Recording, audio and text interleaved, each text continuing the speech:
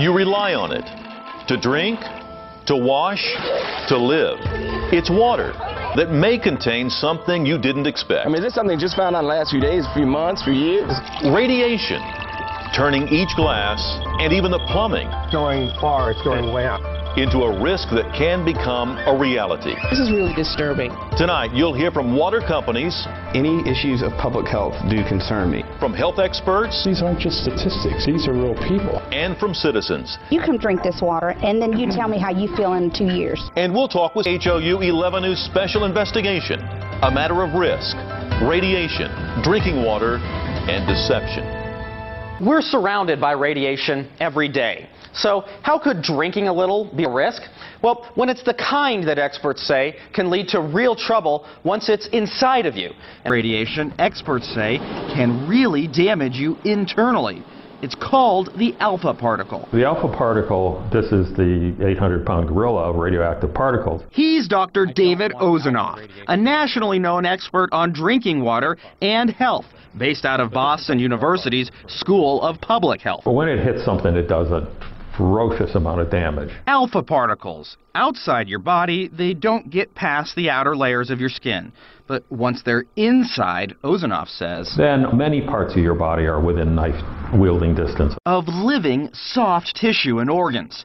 Now, scientists say these particles become 20 times more destructive than X-rays, killing cells, or what's worse, just damaging their DNA, sometimes breaking not one but both chains of the molecule, making it difficult for your body to repair.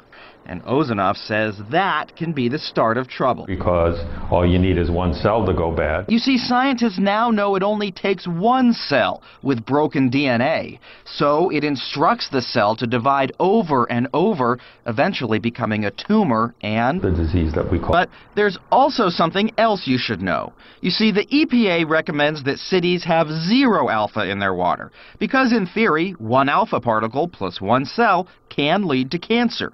However, the agency set the legal limit higher than that. Why?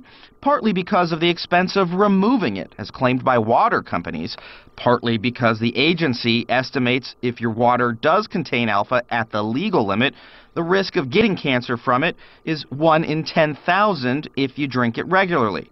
But once again, it's not so simple. The problem with radiation is that the effects are cumulative. EPA advisor Bill Field says, like putting pennies in a bank, the risk from alpha radiation adds up, but never goes away.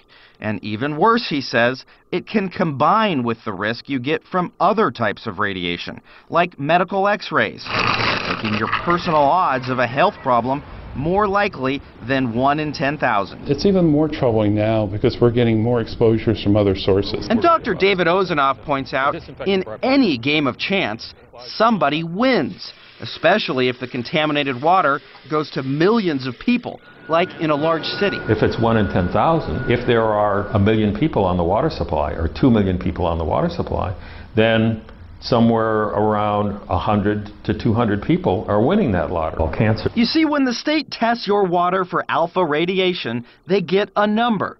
The higher the number, the more the radiation. But then the scientists also calculate something called the test's margin of error.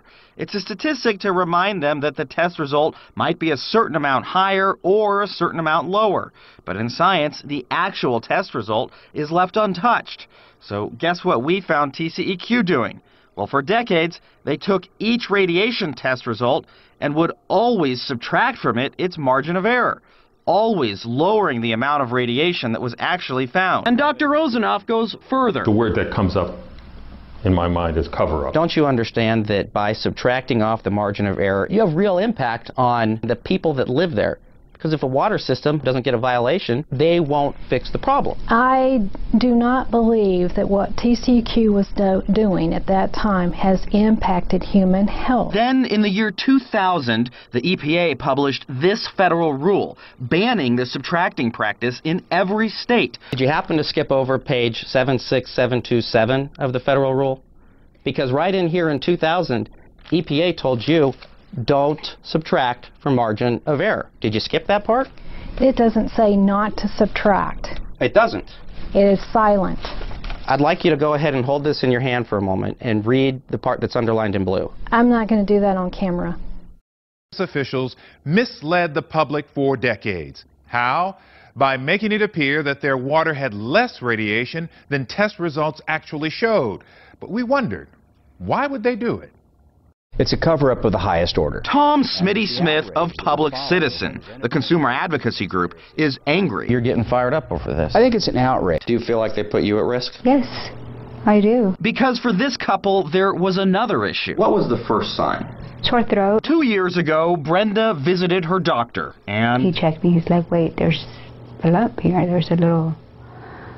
And I'm like, what? his diagnosis, thyroid cancer. I mean, it's... What can you do? I mean, I'm sorry. With the help of surgery, Brenda survived, but her husband says the last thing she needed during her illness was radiation in her water. That's wrong. But for Smith, what's worse, what the state did was a deliberate act. The documents show that they clearly gave the order saying, change the results. Now, you might live in a city where the water has radiation, but where it's under the EPA's legal limit. Well, when we come back, we'll show you what that can really mean. See, when it comes to radioactive tap water, the national EPA is mainly concerned if the contamination comes from something man-made, like a nuclear power plant. But we've discovered that if the radiation in your tap water comes from certain naturally occurring sources, like some underground minerals, believe it or not, the EPA tells utilities that they don't have to tell you the radiation is in your water. It's not rational. He's Dr. Arjun Makhijani, a physicist and former advisor to the EPA on radiation science. He now runs the Institute for Energy and Environmental Research in Washington. Its radioactivity is ignored. And you're saying that that idea dates back to the 1950s? Yes. It was the Cold War, and above-ground nuclear testing was a common occurrence. So Makhijani says for years, when it came to your drinking water, radiation from nuclear fallout dominated the concerns of scientists. The problem, says Makhijani, is that the EPA ignored other sources of radiation. Where I think the EPA was wrong was in neglecting some natural radioactive materials altogether. For example, the EPA's rulebook says that states do not need to test your water for radiation from naturally occurring lead-210. The reason?